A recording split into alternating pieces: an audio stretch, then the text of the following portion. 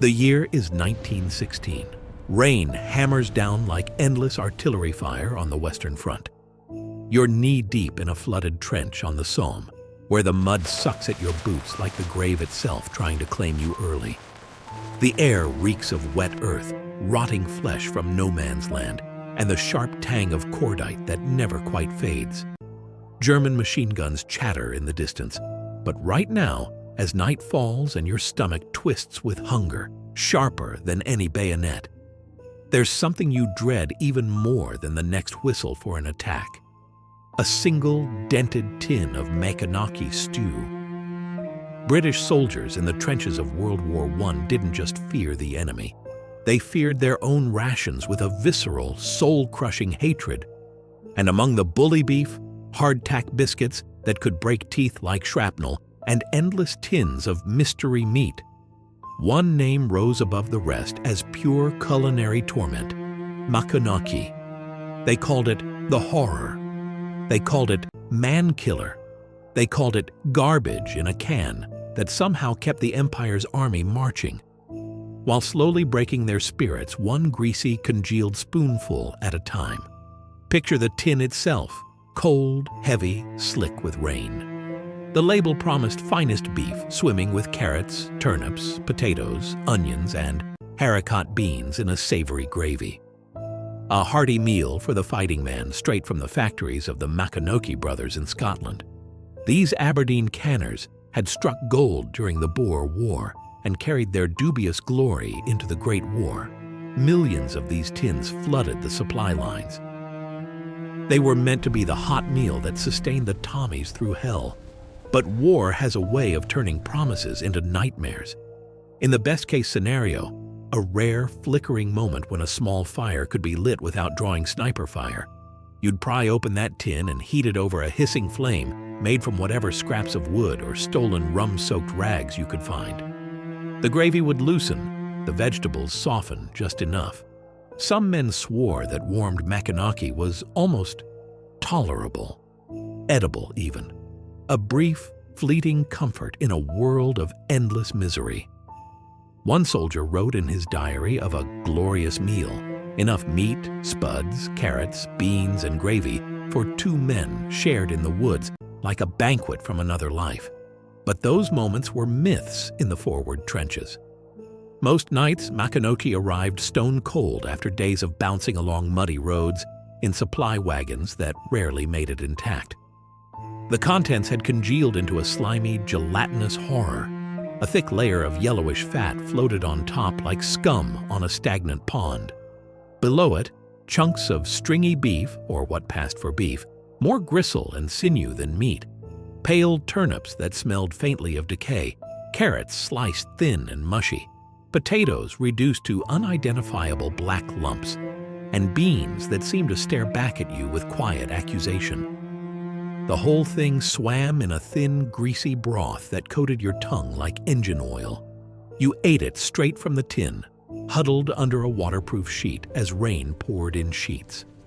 Lantern light flickered across faces gaunt with exhaustion, eyes hollow from shell shock. Spoons scraped against metal with the sound of despair. One spoonful, and your stomach rebelled. Violent cramps twisted your guts like barbed wire. The flatulence that followed was legendary. A foul, offensive cloud so potent it could clear an entire dugout faster than a gas attack. Men joked darkly that the Germans didn't need mustard gas, just wait for the Maconochie wind to roll across no man's land. Soldiers wrote letters home that painted a brutal picture. "You need a medal just to swallow the bloody stuff," one Tommy scribbled. Another described it as an inferior grade of garbage. Cold, it was a man-killer, not from poison, but from the sheer, relentless monotony and the way it punished your body for days afterward. The official rations were supposed to include fresh meat and bread, but reality was different. Bread took 8 days or more to reach the front, arriving moldy or soaked. Fresh food was a dream. Maconochie, bully beef, and rock-hard biscuits became the staples that kept the army alive. Barely. Yet here's the dark irony that makes this story so haunting. Maconochie kept them fighting. In the flooded hell of Passchendaele, where men drowned in shell craters and rats feasted on the dead, those tins represented the only reliable calories pushing through the chaos. Without them, entire divisions might have collapsed from starvation long before the final push. The Maconochie company made a fortune. The soldiers paid in shattered digestion and broken morale. Imagine the psychological toll. Day after day, week after week, the same gray slop. No variety, no warmth, no joy, just survival fuel that tasted like defeat. It wasn't just bad food. It was a symbol of how the grand promises of glory had curdled into something greasy and unrecognizable. The same high command that sent them over the top in waves also fed them this.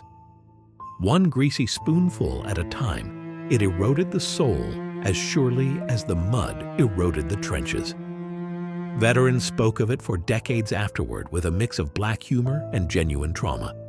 Some recreations today try to make it palatable, sautéing the ingredients, using better cuts of meat, but the original? It was designed for endurance, not enjoyment. And in the trenches, endurance was everything. This was the dark underbelly of military history. How something as simple as a tin of stew could become a weapon of quiet psychological warfare against your own men. It sustained the body while starving the spirit. It kept the guns firing even as stomachs churned and dugouts filled with the stench of regret. Maconochie wasn't the only horror on the menu, of course. There was the endless bully beef that slipped in its own fat, swarming with flies in the summer heat. The hardtack that doubled as emergency kindling or shrapnel. But Maconochie earned its special place in the annals of the horror, a name that stuck because it captured the absurdity and the suffering perfectly. As the war dragged on into 1918, with supply lines strained and millions of tins consumed, soldiers adapted in their grim way. They mixed it with whatever they could scavenge. Stolen onions, a bit of bacon if lucky, turning the horror into makeshift trench stews over tiny fires.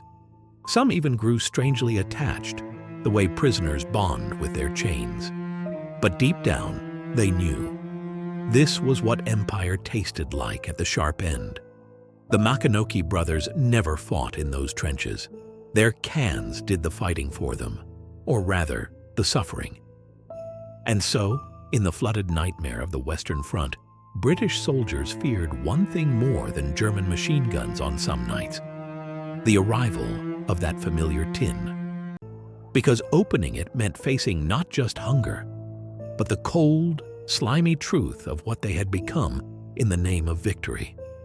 Maconochie kept the army alive, but it broke their spirit one greasy spoonful at a time. That's the grim tale of the stew that defined a generation's misery.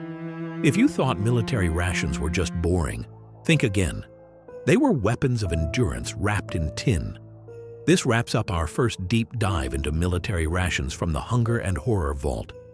Next time, we plunge even darker into the Victorian era's poison food scandals that wiped out entire families with a single tainted meal. The horror never stops on this channel. If you're as obsessed with these forgotten nightmares of history as we are, the food that fueled wars, the starvation that shaped empires, the survival stories that chill the blood, smash that subscribe button, turn on notifications, and join the ranks. You won't want to miss what's coming. The trenches of history are waiting, and they're hungry.